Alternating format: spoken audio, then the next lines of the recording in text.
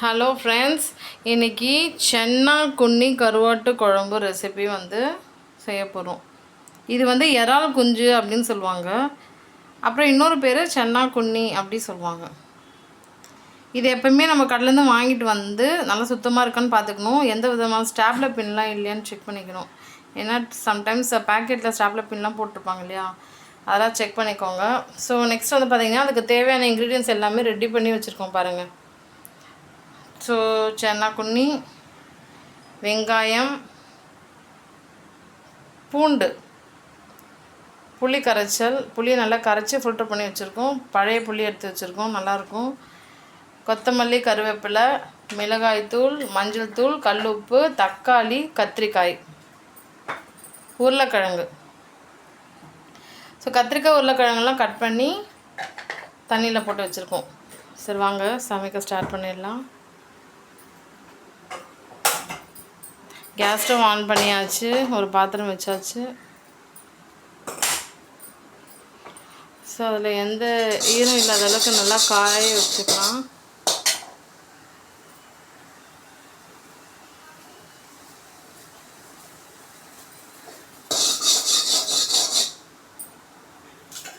கடை நல்லா காஞ்சிடுச்சு. இப்போ கடையிலேருந்து வாங்கிட்டு வந்தோம் இல்லையா இந்த சென்னா குன்னி, அதை என்ன பண்ணுறோன்னா ஜஸ்ட் சும்மாவே ப்ளெயினாக ரோஸ்ட் பண்ணிக்கிறோம்.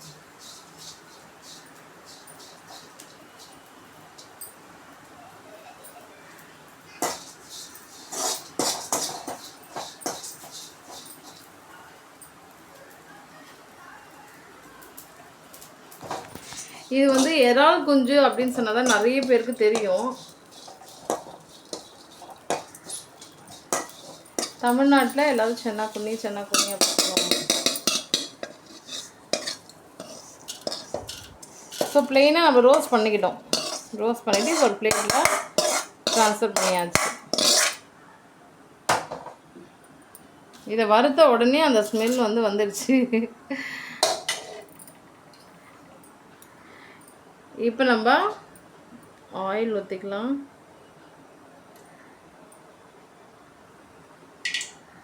எல்லா இன்க்ரீடியன்ஸும் பக்காவாக ரெடி பண்ணி வச்சாச்சு. ஸோ நம்ம ஃபாஸ்ட்டாக ஒரு 5 மினிட்ஸில், ஜஸ்ட் ஒரு 5 நிமிஷத்தில் சூப்பரான கருவாட்டு குழம்பு ரெசிபி ரெடி பண்ண போகிறோம்.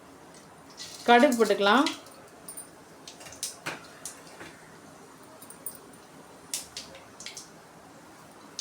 சவுத் இந்தியாவில் சென்னா குன்னி கருவாட்டு குழம்பு ரெசிபி ரொம்ப ஃபேமஸ்ஸு. இது எங்கே கிடைக்கும்னா எல்லாம் கருவாடுலாம் சேல்ஸ் பண்ணுறாங்க இல்லையா, அந்த கடையிலலாம் கண்டிப்பாக இந்த சென்னா குன்னின்றதை சேல்ஸ் பண்ணுவாங்க. கடுகு பொரிஞ்சிடுச்சு. இப்போ வெங்காயம் போட்டுக்கலாம்.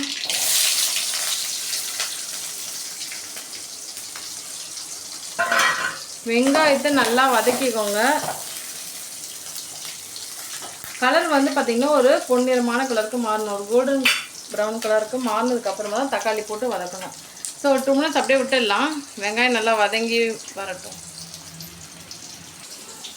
இதை நம்ம வறுத்து வச்சுருக்கோம் இல்லையா, இந்த இறால் குஞ்சு சென்னா குன்னி, இதை நம்ம என்ன பண்ண போகிறோம் பாருங்கள், நல்லா பொடியாக்கிக்க போகிறோம். ஸோ குழம்புல பொடியாக்கி தூவி விட்டால் தான் நல்லாயிருக்கும்.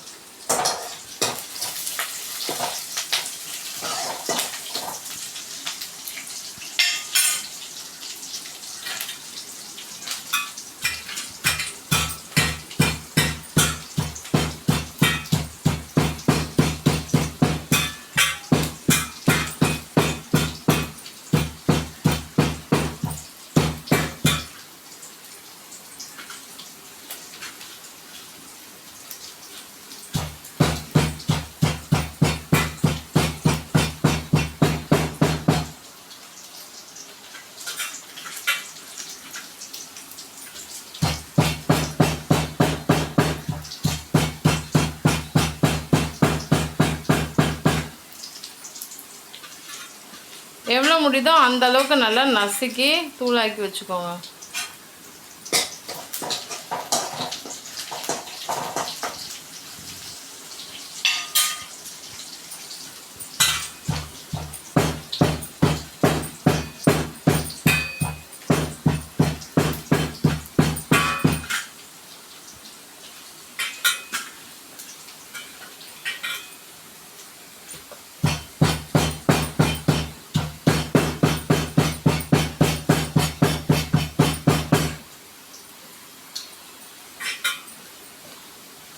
எல்லாருமே விரும்பி சாப்பிடுவாங்க.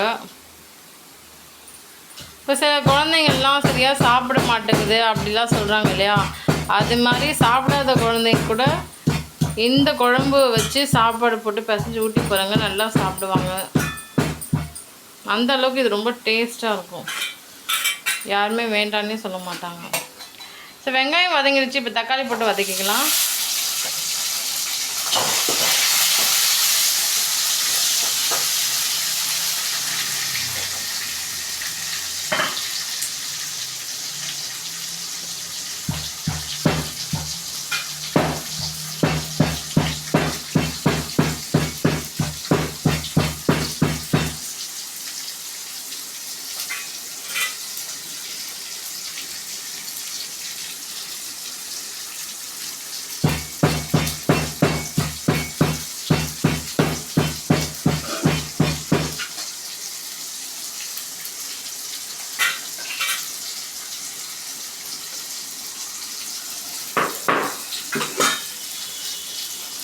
ஸோ ஆல்ரெடி கட் பண்ணி தண்ணியில் போட்டு வச்சுருந்த உருளைக்கிழங்கு, கத்திரிக்காய் எல்லாத்தையுமே கடாயில் போட்டுக்கலாம்.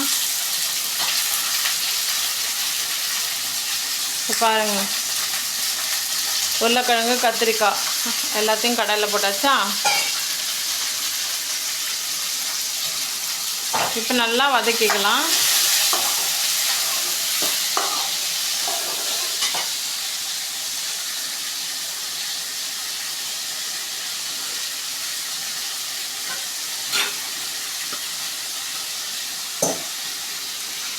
இப்போ பாருங்கள், கொத்தமல்லி கருவேப்பிலாம் தண்ணியில் போட்டு நல்லா அலசிட்டு அதுக்கப்புறம் கடாயில் போட்டுக்கலாம். பிகாஸ் என்ன தான் நம்ம கடையிலேருந்து வாங்கிட்டு வரும்போது ஃப்ரெஷ்ஷாக இருந்தாலும் கண்ணுக்கு தெரியாத மண்ணெலாம் இருக்க சான்ஸ் இருக்குது. ஸோ எப்பவுமே நம்ம சமையலில் சேர்த்துக்கிறதுக்கு முன்னாடி நம்ம என்ன பண்ணணும்னா தண்ணியில் போட்டு நல்லா அலசிட்டு தான் கருவேப்பிலை கொத்தமல்லிலாம் போட்டு நல்லா வதக்கிக்கலாம். இப்போ மிளகாய் தூள் சேர்த்துக்கிறோம். உங்களுடைய காரத்துக்கு ஏற்ற மாதிரி நீங்கள் மிளகாய் தூள் சேர்த்துக்கோங்க. சில பேர் லைட் காரத்தை தான் விரும்புவாங்க, ஸோ அவங்க கொஞ்சமாக மிளகாய் தூள் போட்டுப்பாங்க. சில பேர் நிறைய காரம் போட்டு சாப்பிடுவாங்க, அவங்களுக்கு எக்ஸ்ட்ரா ஒரு ஸ்பூன் மிளகாய் தூள் போட்டுக்கோங்க. இப்போ மஞ்சள் தூள் போட்டுக்கிறோம்.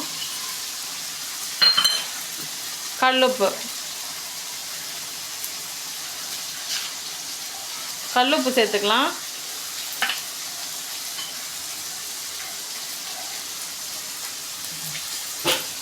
எல்லாமே நம்ம போட்டிருக்கோமா. இப்போ கொஞ்சம் தண்ணி ஊற்றிக்கலாம்.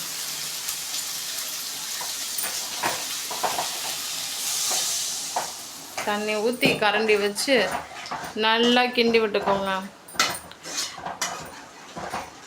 ஒரு 10 நிமிஷம் அப்படியே விட்டுடுங்க. குழம்பு நல்லா கொதிச்சு வரும். அதில் போட்டிருக்க எல்லா காயும் நல்லா வெந்துடும். ஓகே, ஆஃப்டர் 10 மினிட்ஸ் வந்து பார்க்கலாம் எந்த அளவுக்கு குழம்பு கொதிச்சு ரெடி ஆகிருக்குன்ட்டு. பாருங்கள், குழம்பு நல்லா கொதிச்சிடுச்சு. இப்போ அந்த சென்னா குண்ணியை நசுக்கி வச்சுருந்தோம் இல்லையா, அதை அப்படியே போட்டாச்சு. கரண்டி வச்சு நல்லா கிண்டி விட்டுக்கலாம். நல்லா மிக்ஸ் பண்ணி விட்டுக்கோங்க. அப்போ தான் குழம்போட நல்லா கலந்துடும். சாப்பிட்றதுக்கு ரொம்ப மணமாகவும் சுவையாகவும் இருக்கும் இந்த சென்னா குண்ணி கருவாட்டு குழம்பு ரெசிபி. ஸோ இப்போ நம்ம புளியை வந்து கரைச்சி வச்சுருந்தோம் இல்லையா, அதை அப்படியே ஊற்றிக்கலாம். பாருங்கள், நல்லா ஃபில்ட்ரு பண்ணி குழம்புல சேர்த்துக்கோங்க, எந்த திப்பி இல்லாத அளவுக்கு. ஸோ கரண்டி வச்சு நல்லா கலந்து விட்டுக்கோங்க. இப்போ தான் புளி தண்ணி சேர்த்துருக்கோம். ஸோ மறுபடியும் ஒரு 5 நிமிஷம் அப்படியே விட்டுடலாம். குழம்பு நல்லா கொதிச்சு வரட்டும். ஓகேங்களா. ஸோ ஆஃப்டர் 5 மினிட்ஸ் வந்து பார்க்கலாம். இங்கே பாருங்கள், ஜஸ்ட் ஒரு 5 to 7 மினிட்ஸில் குழம்பு ரெடி ஆகிடுச்சு. சென்னா குன்னி கருவாட்டு குழம்பு ரெடி. 99% ரெடி ஆகிடுச்சு. நல்லா கொதிச்சு வந்துடுச்சா. இப்போ நம்ம என்ன பண்ண போகிறோன்னா, பூண்டு நம்ம எடுத்து வச்சுருந்தோம் இல்லையா, ஒரு 7 பல் பூண்டு நசுக்கி கொஞ்சம் வச்சுருந்தோம். அந்த பூண்டை வந்து போட்டாச்சு.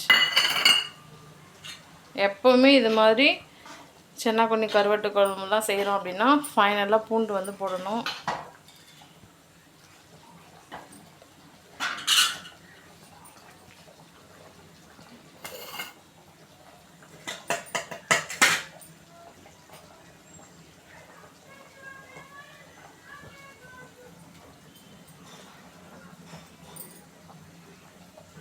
இப்போ நம்ம கொத்தமல்லியெல்லாம் தூவி விட்டுக்கலாம். கொத்தமல்லி கருவேப்பிலெல்லாம் அப்படியே தூவி விட்டுக்கலாமா? அவ்வளோதான் ஃப்ரெண்ட்ஸ், சூப்பரான குழம்பு ரெடி ஆகிடுச்சு. சென்னா குன்னி கருவாட்டு குழம்பு ரெசிபி ரெடி. இந்த சேனலை ஃபர்ஸ்ட் டைம் பார்க்குறீங்கன்னா சப்ஸ்கிரைப் பண்ணி வச்சுக்கோங்க. இந்த வீடியோ உங்களுக்கு பிடிச்சிருந்தா லைக் பண்ணுங்கள். உங்கள் ஃப்ரெண்ட்ஸ் அண்ட் ஃபேமிலி மெம்பர்ஸ்க்கு ஷேர் பண்ணுங்கள். நீங்களும் இதே மாதிரி சென்னா குன்னி வச்சு கருவாட்டு குழம்பு ரெசிபி சமைச்சிட்டு சாப்பிட்டுட்டு எப்படி இருந்துச்சுன்னு கமெண்ட் செக்ஷனில் கமெண்ட் பண்ணுங்கள். தேங்க்யூ ஸோ மச் ஃபார் வாட்சிங்.